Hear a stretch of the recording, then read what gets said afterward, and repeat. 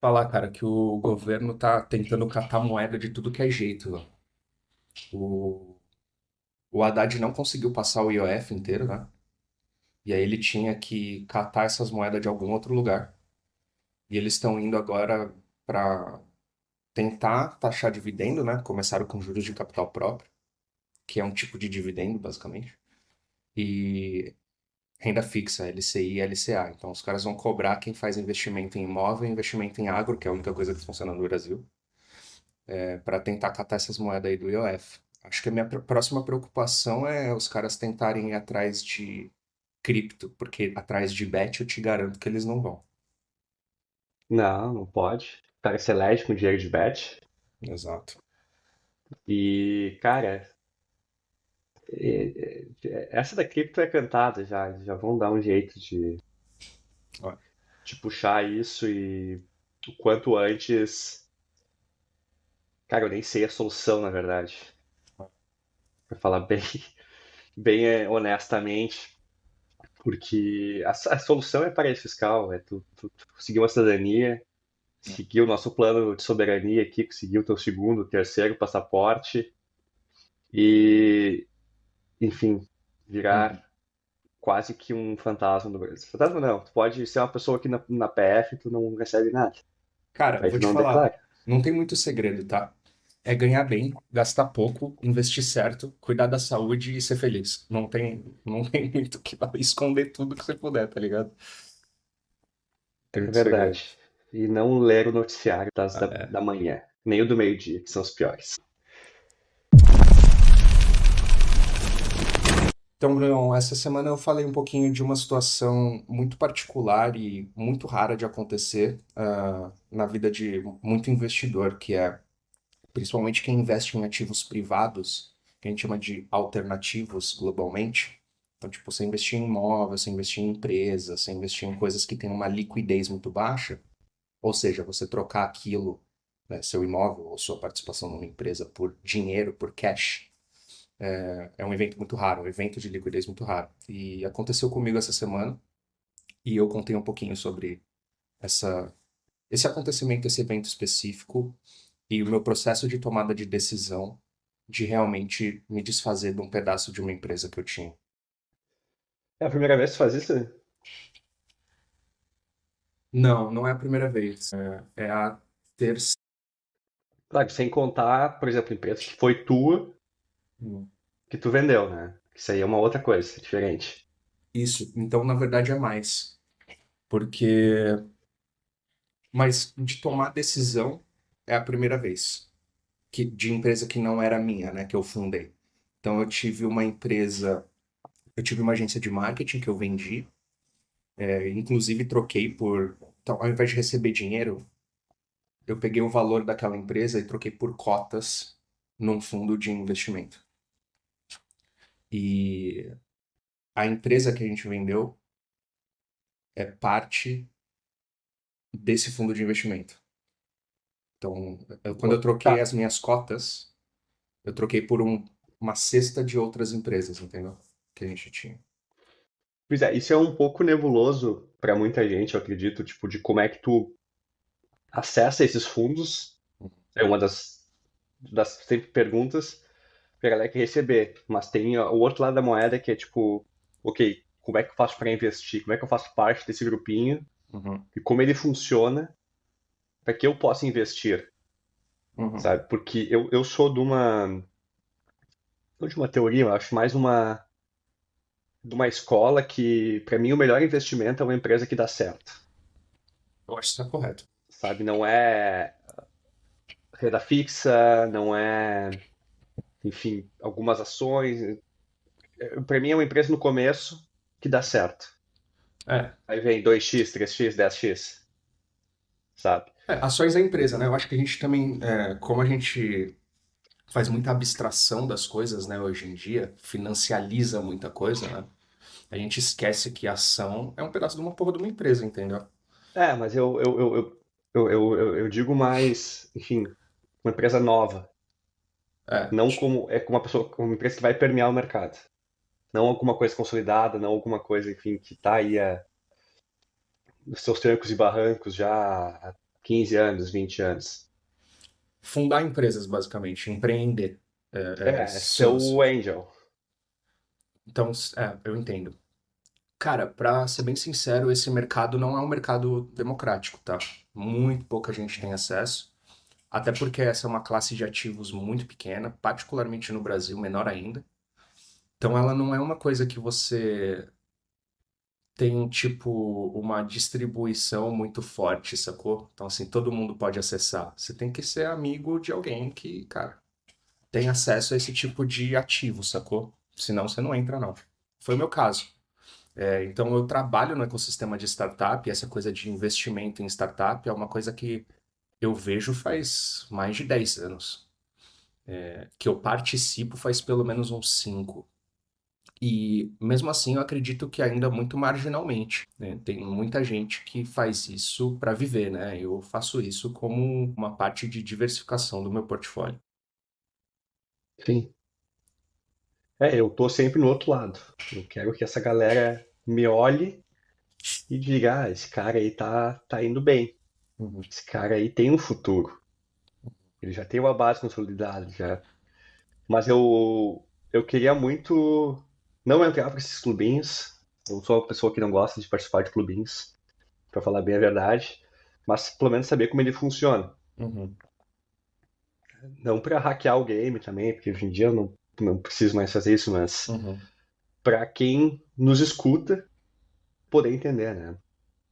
Cara, Não, eu só ia complementar dizendo que desses clubinhos, tu é a pessoa mais legal que eu conheço. puta, você tá mal, hein, velho? Caralho, vou te falar. Mano, Não, tu é muito legal, cara, para. a minha primeira recomendação é não queira, velho, pra ser bem sincero. Principalmente hoje em dia, assim. Eu só tô nesse mundo porque eu entrei quando a maré tava alta, tá ligado? E a gente tá falando de quando o juros era baixo, então tinha muito investimento para startup e coisas privadas, né? E acabei dando sorte, um pouco de sorte ali. E, cara, reduzi muito o meu risco, pra ser bem sincero, que não é a minha maior parte de portfólio, tá? Então, essa história que eu conto aqui na newsletter dessa semana é de uma participação muito pequena, dentro de uma participação muito pequena, dentro de uma participação muito pequena, sabe? Então é tipo, do meu portfólio é pequeno, dentro desse fundo, essa empresa tinha uma participação pequena, e assim por diante, sabe? Então não é tão relevante. E eu nem recomendo, porque é uma parada que, para investidores não qualificados, não que eu seja um, tá? Mas pessoas que têm menos de US$ 1 milhão de patrimônio, não é uma parada que você deveria estar acessando agora, assim. Porque para você ter um investimento que vale a pena, ele tem que ser, sei lá, entre 5 e estourando 10% do seu portfólio total. E, puta, para começar a brincar, uns US$ 10 mil, US$ 20 mil, são R$ 100 mil, pelo menos, 50, R$ 100 mil. Para você dividir em, sei lá, 10 empresas. Então, 5 conto em cada, entendeu? Sim. E aí, esse fundo, no caso, que tu não tem mais, né, que tu vendeu, tu tinha participação em lucro, Ainda tu tenho, já tá? Eu ainda tem? ainda tenho participação no fundo. Então, o que que é? Eu Ah, não, vendi. tá, eu digo da Uhum, empresa, desculpa. exato. É. Tu chegava a ter participação em lucro anual? Não. Então, como acontece, né? Quando você investe, principalmente em startup, o seu evento de liquidez ele não é atrelado a dividendos, normalmente. Porque essas empresas não geram muito caixa livre, ou seja, lucro todo mês, para que seja dividido entre todos os cotistas. A ideia é você justamente investir num momento zero, ou no momento menos um, para que aquele momento vire 10x, 20x, 30x, 50x, tá? E aí, por exemplo, o que que acontece? Você tem lá você investe, vou chutar um número, tá? R$ 1.000, você investiu na empresa, e ela valia 1 milhão. Quando ela estiver valendo 10 milhões, os seus R$ 1.000 vão estar valendo 10 vezes mais, R$ 10 mil, certo? Que ela cresceu em valor. E aí alguém vem e, pum, compra a empresa inteira e você recebe o seu 10x ali. Dos R$ 1.000 que você investiu, você recebe agora 10 mil. Bom, você tem que pagar imposto em cima disso e tudo mais, mas essa é a lógica. Então, você investe para que daqui 10 anos, normalmente, é o horizonte de tempo, ela seja vendida por um múltiplo que você tem ali como target. Eu tenho, digamos, duas cotas de 5% em duas empresas, uma em Portugal, outra na Espanha hoje em dia. Que, claro, eu como sócio fundador, eu tenho dividendo Diferente, todo claro. ano, né? Porque você Mas também é ainda assim, operacional, né? Tipo, então, você realmente tem uma distribuição de lucro, porque você não é um investidor passivo da parada, né? Você é mais ativo também, então você quer ter um pouco mais da recompensa pelo risco que você está tendo, que você também está gastando tempo, energia e tal. sim, exatamente. Só que, ao mesmo tempo, se ninguém comprar, não vale nada. Exato. E, cara, o mercado privado é exatamente isso. Só vale alguma porra se alguém tá disposto a comprar aquela porra, entendeu? Sim, E foi justamente o que aconteceu. E esse evento é muito raro. E por ter visto esse evento, eu falei, cara, agora é o momento, entendeu? Então, se alguém tá me oferecendo alguma coisa, então imagina, ofereceram pra gente uma vez em 6 anos. Uma vez em 6 anos. É uma oportunidade que aparece. Tem uma liquidez altíssima, né? Você não pode ir lá na bolsa e falar, hoje eu quero vender, amanhã eu não quero, hoje eu quero. Porque todo dia tem alguém disposto a comprar, sim. baseado num valor que já está lá colocado na tela. Essa aqui não. Você tem que entender qual que é o valor que o cara quer pagar. E, bom, primeiro, tem que ter alguém, né, que queira pagar, entender o quanto que o cara quer pagar e aí tomar uma decisão de venda ou não. Então é por isso que eu não recomendo para qualquer investidor, porque é um negócio que você fica preso e tem um risco muito alto de ninguém querer comprar. Famoso ser rico apenas no papel. Você é rico no papel, exato. Cara, e o quanto, tipo, claro, tu tem que ter alguém para comprar, tu tem que ter alguém que, provavelmente alguém que avalie, Uhum, tipo, o valuation dessa tua empresa é hoje em dia, sei lá, US$ 500 mil. uhum, E aí sim, repartir e ver quem é que quer vender ou não, porque às vezes tem gente no próprio fundo, talvez que. Eu não sei o quão democrático é isso também, quem é que, tipo, bate o martelo no final do dia uhum. para dizer assim, ó, executado. Vai É, essa, vou vender. é. Esse, as estruturas de fundo normalmente que investem em startups são de um gestor, que eles chamam de general partner, é o cara que toma a decisão, né, que primeiro levanta o fundo, né, levanta o dinheiro que vai investir em startup, depois decide quais startups ele quer investir e depois decide quais startups ele quer vender, se ele recebe uma proposta ou não. E aí tem um conselho e tal, que ele provavelmente vai precisar de ajuda para tomar essas decisões, mas esse é o gestor que faz esse tipo de tomada de decisão. E aí você tem os investidores do fundo, que se chamam os limited partners, são sócios limitados, porque eles não tomam decisão, mas eles dão o dinheiro que vai ser investido nas startups, tá? E aí pode vir gente de todo tipo, pode vir anjo, pode vir, né, para investir nesse gestor. Pode vir anjo, pode vir instituições, podem vir outros fundos, que é o que eles chamam de fundos de fundos. Então tem vários tipos de LPs, né, de limited partners, que podem investir nesse cara. E Mas são quem as toma, pessoas que têm que estar felizes no final do dia. que são as pessoas que, cara, têm que receber a remuneração de volta daquilo que eles investiram. E Eles aí, não têm voto, mas sem eles, não sem, acontece nada. Não tem o sem ele, segundo fundo, não tem nada. é isso. Sem eles não tem o segundo fundo, entendeu? Porque o cara ele tem que entregar o resultado do primeiro antes dele levantar o segundo, do meu ponto de vista, mas isso não acontece. Então, mas só voltando, né? Quem decide como que é avaliada a empresa? Tem muitos benchmarks de mercado. Então você vai avaliar normalmente do potencial de receita que aquele negócio tem de gerar no futuro. E aí o cara olha para a empresa e fala assim, ah, sei lá, ela fatura 1 milha ano. Eu pago 2 vezes a receita anual. Ah, então ela vale 2 milhas. Porque ele vai ter o retorno daquela receita em 2 anos, entendeu? Uhum. Mas é alguma coisa. Hoje em dia, cara, como a gente está com um mercado muito difícil de liquidez, os múltiplos de receita estão muito mais baixos. Então é alguma coisa entre um e 4 estourando, sabe? É, depende muito do setor também. Tipo, tem Depende setores muito do que setor, da é 2, outros que é companhia. 3,5, eu já vi. Mas eu já vi a 10 também, antigamente. E depende do tipo de múltiplo também. Então, tipo, para startup é mais receita. Se você vai olhar a empresa de bolsa, é mais EBITDA, que é aquilo que ela gera mesmo de caixa antes dos impostos, dívidas, etc e tal. Ou lucro, sabe? Sabe? Tem alguns múltiplos de mercado dependendo do tipo de empresa, o mercado que ela tá, etc e tal. É bem convencionado. Tudo é convenção, é tipo, mano, sabe?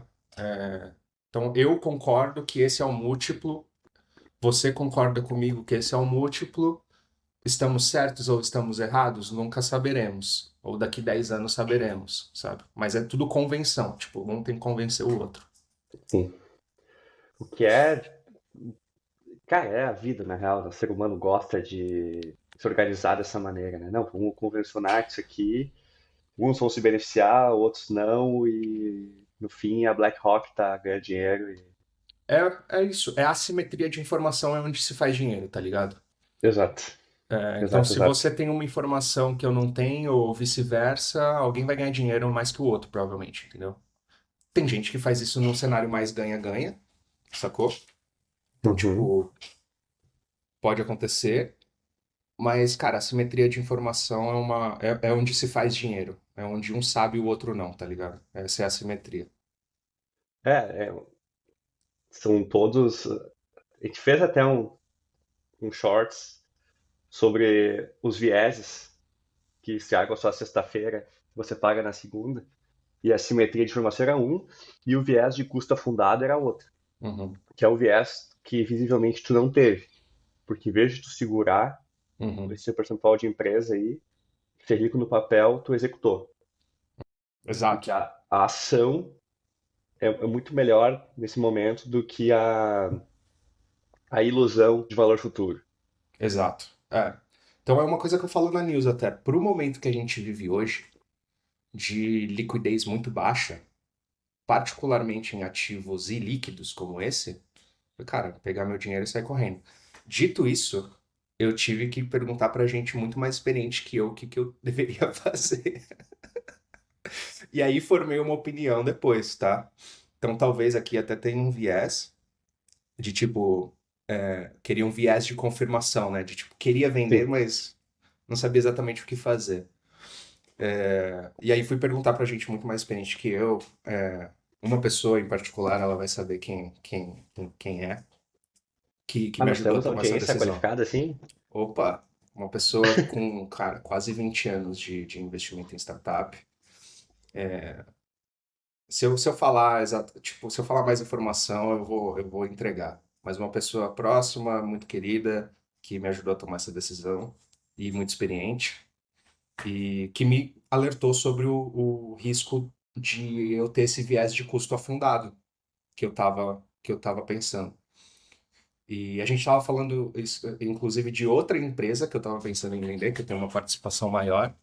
E do nada, na semana seguinte, apareceu uma oportunidade para uma empresa menor. Eu falei, vou catar e sair correndo, velho. Foda-se. Porque eu tô. Não porque eu esteja precisando da grana, mas analisando todo o cenário, o momento da companhia é bom, que eu vendi, mas analisando o cenário macro e pro meu momento de vida, sou um cara novo. Cara, prefiro ter um pouco de dinheiro na mão do que uma esperança de muito no futuro. Eu falei, foda-se, vou pegar o dinheiro e ir para casa. Cara, eu não sei se é impressão minha, mas pelo menos nos meios que eu circulo, que gloriosamente chamamos de bolha, boa parte das pessoas elas estão fazendo, criando empresas que vai ser a empresa da vida delas, que elas não querem vender. É bolha isso. E eu quero fazer e vender o quanto antes. Né? Isso é outra bolha. E eu confesso que talvez eu ache até um pouco ingênuo, assim. Mas eu tive nessa. Eu cheguei a essa realização só faz 6 meses. Porque eu também tinha uma empresa até 6 meses atrás, né? De novo. Uhum. Cara, não. Se for a empresa da minha vida, obviamente eu não vou vender. É. Porque isso entra muito, tem o famoso conflito do founder market fit, ou não. Ou Uhum, founder doesn't fit with the market, uhum, sabe? E aí eu acho que isso influencia desde, porra, muito até no próprio compliance e cultura da empresa uhum. e dificulta muito. Porque se tu vai fazer para ela ser vendida, eu acho que ela não vai ser vendida. É, você não Porque o faz risco é empresa. o risco muito alto, eu acho. É, eu acho, do meu ponto de vista, o que eu aprendi sendo empreendedor e investidor de pequenas empresas nesses últimos anos é que você não faz uma empresa para ser vendida. Até que Deixa, chegue o dinheiro. deixa eu voltar. Para ter uma empresa eficiente, mesmo que você seja um founder com uma missão, etc., você precisa fazer uma empresa que funcione sem você. Essa é a minha premissa básica, inclusive. Perfeito. Só que a medida de sucesso não é você vender a empresa, é alguém querer comprar. É diferente. São É. perspectivas diferentes. Então, o cara realmente, o cara ou uma moça, enfim, vê que você construiu uma coisa valiosa o suficiente que ele ou ela quer para ela. É que tu não vai vender a empresa, vai vender a solução, ou tu vai vender a tua carteira de clientes. Depende do ativo, depende. Eu vendi já Sabe? carteira de ativos, marca, eu já vendi também. A Vertru, por exemplo, a última companhia, eu vendi a marca. Não por muito, mas vendi a marca. A pessoa que comprou estava muito interessada no nome, na identidade e no tom de voz que a gente criou. A DeFi não, a minha agência, foi mais carteira de cliente. Depende. Depende do que a pessoa vê como valioso para ela, sabe? Sim. Então, cara, tem perspectivas diferentes. Mas esse que é o meu ponto, assim, tipo, você faz uma empresa para que ela funcione sem você. E isso te coloca no caminho para que ela seja vendida, porque uma pessoa vai ver que ela funciona sem você. E aí ela pode comprar e obter dinheiro daquilo, obter um retorno com aquilo. Mas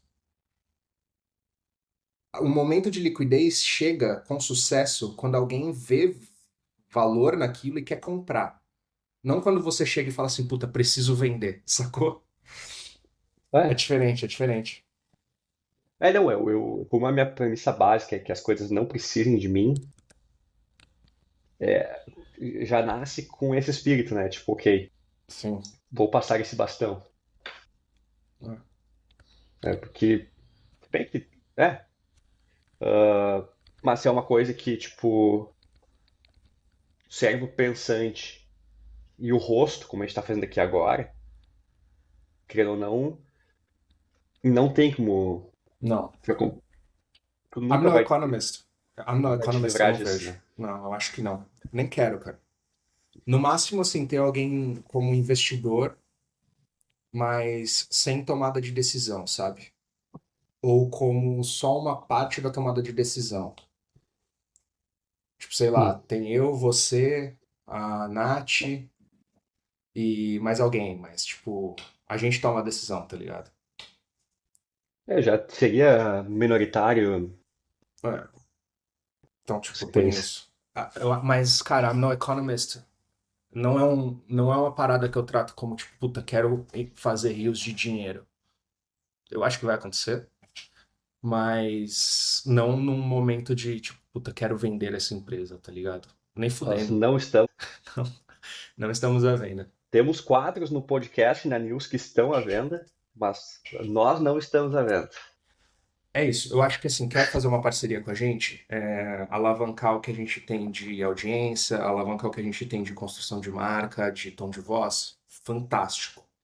Mas não é uma parada assim, tipo, puta, ô, Léo, mano, eu tenho aqui R$ 1 milhão pra eu começar a usar essa marca no Economist, porque eu acho bonito, eu acho que o nome é legal, blá blá blá.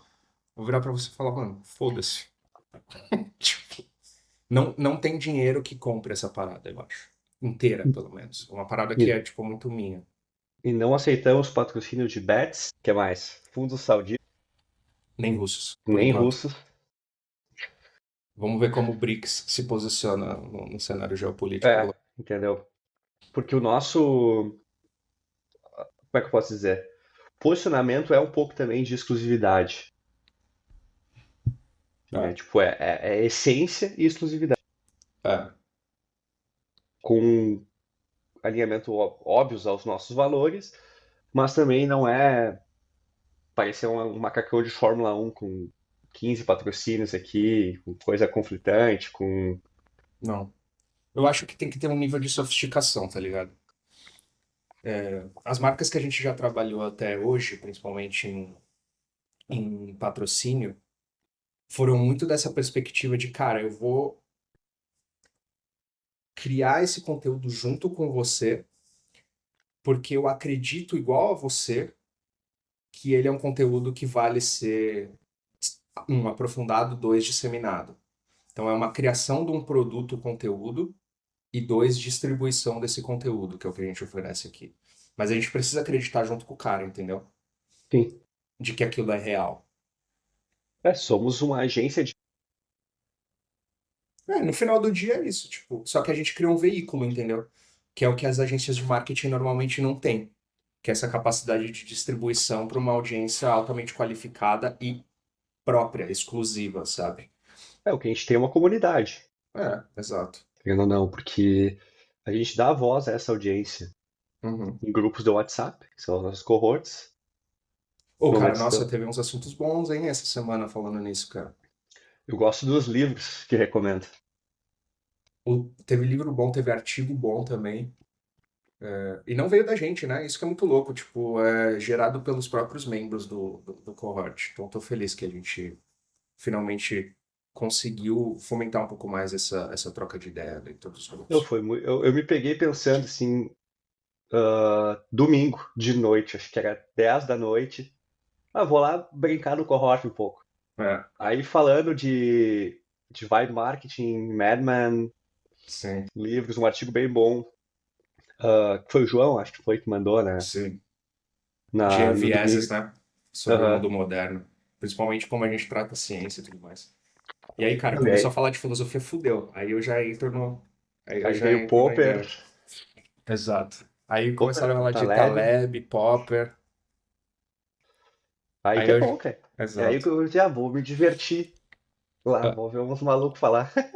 sim. E Pô, fora as oportunidades, né? Que eu já vi rolar ali, já me falaram também por fora, sim, que até emprego já estamos arrumando pros caras lá. sim.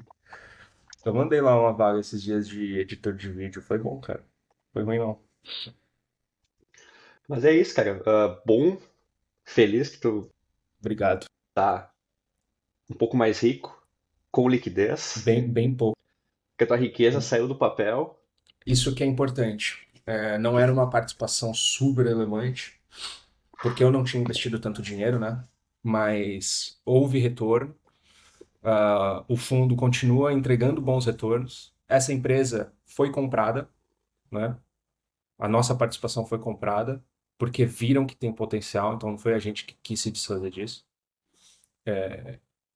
Então todo mundo ficou feliz, sabe? Teve muita situação tipo ganha, ganha, ganha. Então tô feliz e sim, consegui tirar meu retorno do papel e transformar em dinheiro, que é muito raro. Essa é a lição de hoje. E juntamente com participe de comunidades, de cohorts, faça parte de grupinhos, que eles dão lucro no fim do dia. É isso, gente. Fiquem todos bem, os links estão aqui embaixo. Vão abrir uma lista de espera para as próximas cohorts, que já será com valor simbólico, porque a gente está lançando o SaaS em seguida, precisa rodar anúncio. Cara, eu vou te falar, eu tô pensando alto, tá? A gente tem duas cohortes abertas, uma com 15 e uma com 20 membros. A primeira foi com 20, a segunda a gente já fechou um pouco mais para 15. Eu acho que seria uma boa ideia a gente pegar as pessoas mais ativas desses dois cohortes e fazer um grupo VIP, porque eu acho que, cara, tem muito, sei lá, tem um potencial de engajamento ali entre as duas, de, sei lá, uns 20%, umas 6 pessoas. que realmente se comunica um pouco mais e tudo mais, de assuntos diversos, e a gente, cara, transformar eles em um grupo VIP e grátis, porque elas realmente contribuem uma com as outras. E essas outras cohortes, essas pessoas, para se comprometerem um pouco mais com esse engajamento, eu acho que a gente deveria fazer pago. E aí, se elas realmente contribuem e engajam nesse pago, a gente dá um VIP para elas e outro um acesso free Pode ser? para que elas contribuam, continuem contribuindo com a comunidade, que eu acho que isso não tem valor. Tipo, não tem como precificar. Não, perfeito, perfeito, perfeito. Ideia maluca, tá? Vamos ver o que as pessoas pensam também. Hum. E só para melhorar um pouco mais nosso pitch de venda aqui, a gente está já alinhavado com algumas pessoas para dar algumas palestras e sobre assuntos realmente interessantes que interessam ao grupo, né? Que é realmente investir fora do Brasil em vários setores, desde o imobiliário até o cripto, imigração e retirada de segundo passaporte, terceiro passaporte que for. A gente vai ter pessoas bem mais experientes e realmente profissionais da área para falar com a gente sobre isso aí. Finally. Exatamente. E vai ficar aqui embaixo o link também de intenção de patrocínio, caso você tenha interesse em colar a sua marca conosco. A gente manda o pitch, a gente faz uma apresentação, a gente mostra tudo que a gente precisa, mas também tudo que a gente pode oferecer para realmente ter essa parceria rolando. E, bom, temos os nossos resultados, principalmente da newsletter, das campanhas que fizemos com os parceiros, falam por si mesmos. E é isso, vai ser benéfico para todo mundo. E deixar um grande abraço novamente para a Folkload, principalmente a figura do Lucas, que está Que é pica. Ele sabe o que pica, tá.